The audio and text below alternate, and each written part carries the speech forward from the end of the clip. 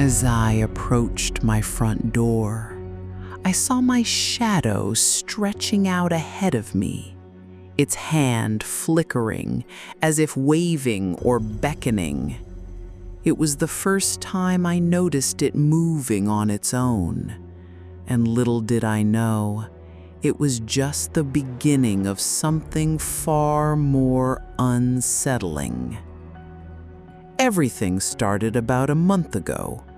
I was coming home from work, just another exhausting day, when I first noticed something off about my shadow. It was stretching out on the wall ahead of me, its hand flickering in a way that looked like it was waving or beckoning someone. I stopped dead in my tracks, staring at it, thinking it was just a trick of the light or my tired eyes playing games with me. But as I stood there, frozen, my shadow's hand continued to move, independent of my own movements. I shook my head, chalking it up to stress, and walked inside. The next day, I saw it again. This time, my shadow was peeking around the corner of the hallway, almost as if it was waiting for me. I hesitated, my heart pounding in my chest. I told myself it was just my imagination, but deep down, I knew something wasn't right. I cautiously stepped forward, and my shadow retreated, slipping into the living room. I followed, only to find it standing near the window, looking out as if watching something. I hadn't even been in that room yet. I tried to rationalize it. Maybe it was a delayed reflection, some weird light phenomenon. But then it started happening more frequently. My shadow would enter rooms before I did, lingering in places I hadn't been to yet.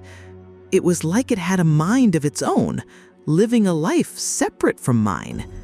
One evening, I came home to find it standing by the kitchen sink, its arms crossed as if it was waiting. I called out to it, half joking, half terrified. "Okay, what are you doing?" But it didn't respond. It never did. Then things escalated. I started noticing my shadow doing things I hadn't done. It would stand by the fridge, open it, and then just stand there as if it was looking for something. One time, I saw it sitting on the couch, its head tilted as if it was watching TV. I hadn't even turned the TV on. I began to feel like an intruder in my own home, like my shadow was the real resident, and I was just an unwelcome guest. I tried talking to it, reasoning with it, even yelling at it, but it never reacted. It was as if it couldn't hear me, or worse, it chose not to. I started to dread coming home, wondering what I would find my shadow doing next. It was always there, always one step ahead of me, living a life that mirrored mine, but was somehow separate, detached. One night, I woke up to the sound of rustling. I sat up in bed, my heart racing, and saw my shadow standing in the corner of my bedroom. It was facing the wall, its back to me, but I could see its head was turned slightly, as if it was listening. I held my breath, too scared to move. Slowly, it turned around and faced me. For the first time, I felt like it was acknowledging me. Its head tilted, and then it raised its hand, pointing at me. I couldn't see its face, but I could feel its intent.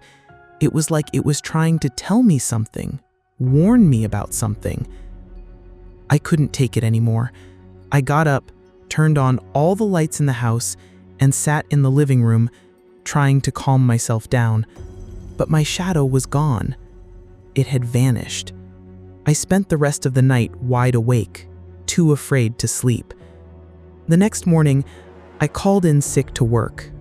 I couldn't face the world, not with this thing hanging over me. Days passed, and my shadow continued its eerie routine. It was always there, always moving ahead of me, always doing things I hadn't done. I started to feel like I was losing my mind. I couldn't concentrate at work, couldn't sleep at night. I was constantly on edge, waiting for the next time I would catch my shadow doing something it shouldn't. Then, one evening, I came home to find my shadow standing in the middle of the living room, facing the door. It was like it was waiting for someone.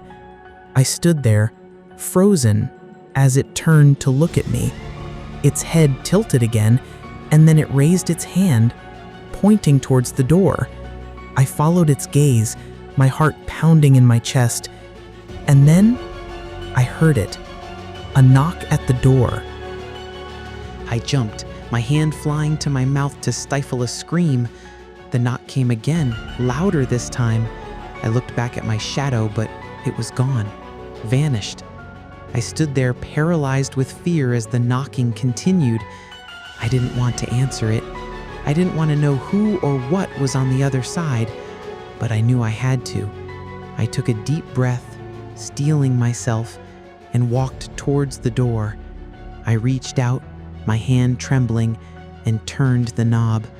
The door creaked open, and I saw nothing. There was no one there. I let out a shaky breath, relief flooding through me, but as I started to close the door, I saw it. A shadow stretching out from the doorway, its hand flickering as if waving or beckoning.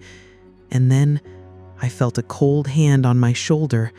I turned around, and there it was, my shadow, standing right behind me, its head tilted, its hand raised, pointing at me.